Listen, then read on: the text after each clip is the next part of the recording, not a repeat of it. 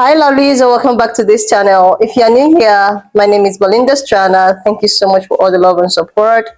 Don't forget to please subscribe to this channel, turn on notifications so that anytime I upload a video, you will be the first person to be notified. And to my returning subscribers, thank you so much for all the love and support. To those people that share my videos, that leave commentaries, and also educate you guys are the real MVP. Thank you so much for all the love and support. Alright lovelies, let's dive into today's video. So lovelies, I came across this video and I find it super educating, interacting, where this pan-colored man is set to put his people in place, like he's set to educate himself about what's red and cis is all about. I'm just gonna roll his clip as well as some of the stitches I was able to put together because he made a lot of sense. So please, share this video, subscribe, and let's dive into it. Racism is not a choice. You were not taught to be racist. You, fellow white person, like everybody else, were born into a world that you did not create. Everything you inherited, whether biologically or socially, was not your choice. And that's the same thing with racism. We were born into a racial caste system in which white-bodied individuals are the oppressor class. Whether you wanted that designation or not, that's the system that you and I were born into. We had no choice in the matter. However, once you become aware of how things are, once you've become educated about your role in how things are, then you have a choice. Do you want to stand firm and uphold the system you've inherited, fighting with anyone and everyone that brings up privilege, equity, justice, racial oppression? Or do you want things to change? More often than not, those of us that are white are so preoccupied with trying to separate ourselves from the group to justify and set ourselves apart as the good or safe white person. But when you live in a racial caste system, there's no such thing. We're all complicit in upholding the system until we start pushing against it and fight to dismantle it like our lives depend on it, because they do. Howdy, friend.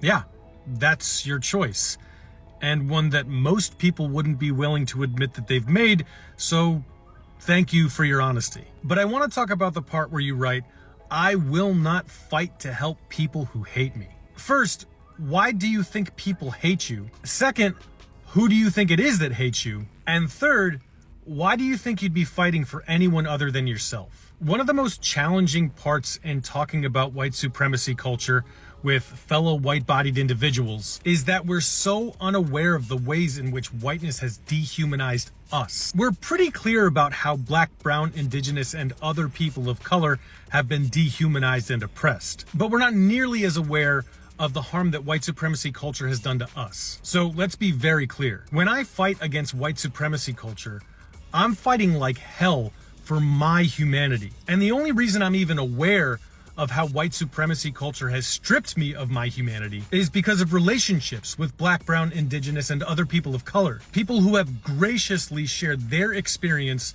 of the hatred and oppression that's been poured out on them and their ancestors for centuries by people that look like me. The people that hate me are the ones that are bent on maintaining their safety and security. On the other hand, the people that you think hate us are just pleading with us to be human.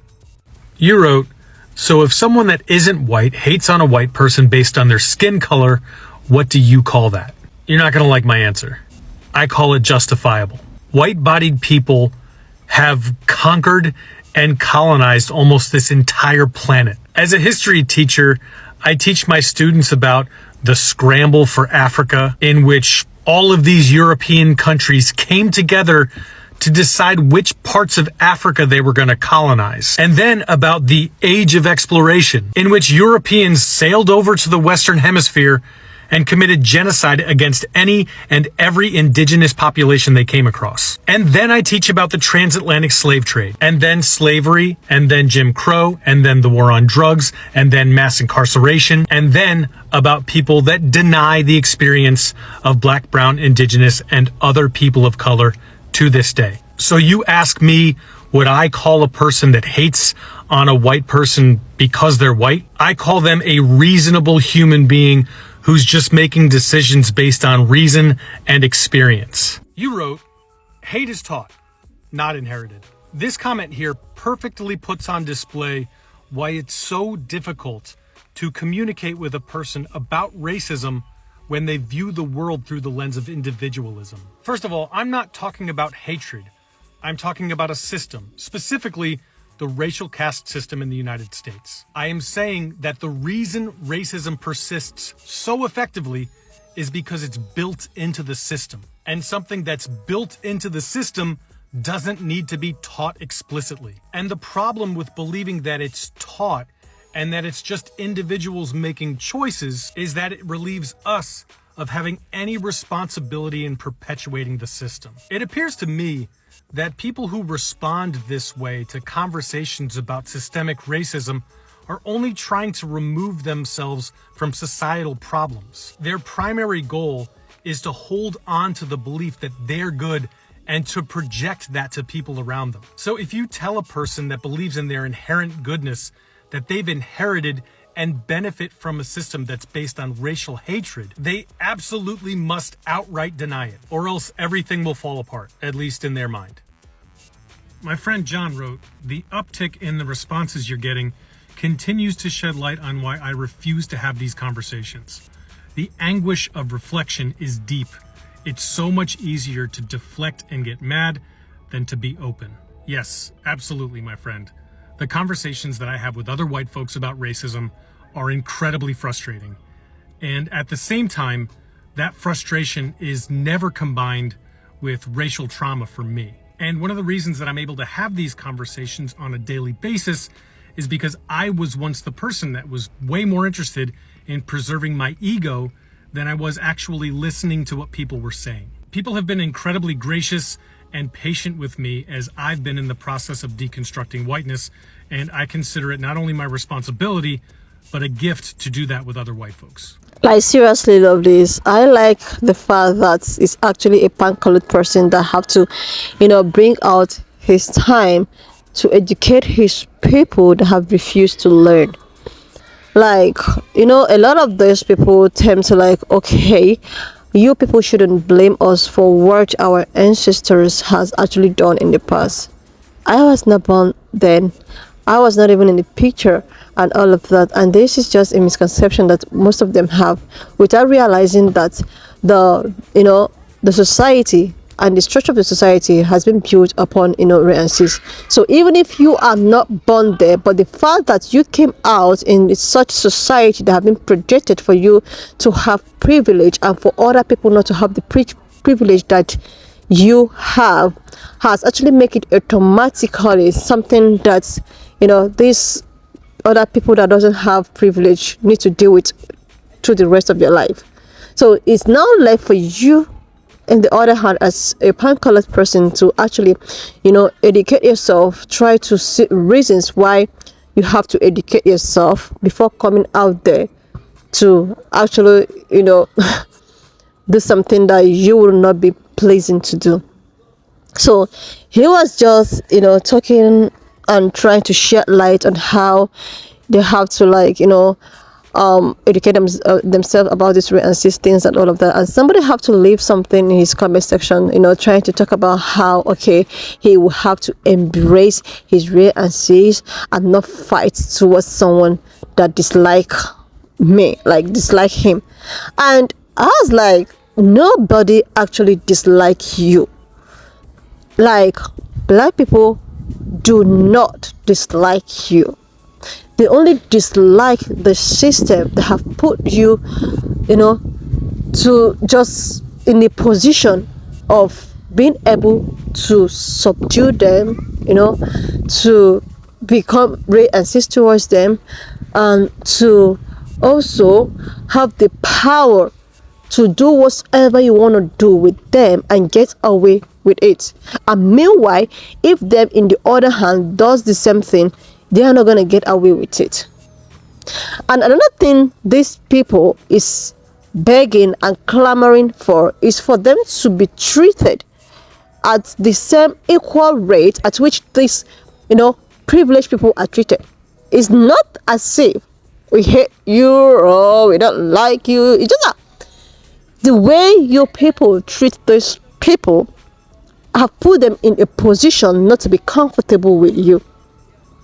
This also applies to activists. Like, there are so many activists, even this man that's, talking and all of that. So many of them, tend to like, okay, we are here to fight for you. We are here in one voice to actually, make the society a better place for both, races and all of that.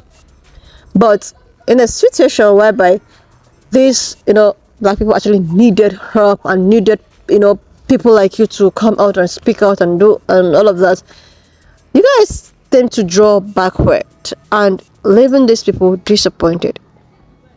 And these black people are like, anytime there's problem with other communities, they just use like these Hispanic people as an example. You will see them, like you see black people coming out and people first and trying to like, okay, we are all at war, we all are in the minority and all of that. But when it's time for us to actually need help and people's, we are not giving back the same energy. We are just left to deal with our shenanigans. Let's use what is actually happening between Congo and PE.LE. If you watch, there's something that is happening in Congo, is same happening in PE.LE. But because people in Congo are, it's giving less attention, because the reason why. You should know the reason why they're giving less attention. You should know the reason why people are not talking about Congo. The media is not carrying it, nothing and all such. But when you just click PE.LE, you will see the algorithm will just be bringing you to what is happening there. This is just the society we find ourselves, and these black people are just trying to be treated the way other peoples are treated. It's not as if they dislike you. It's not as if you were just born because of the way you are, people dislike you. No, it is just the way the system has put it.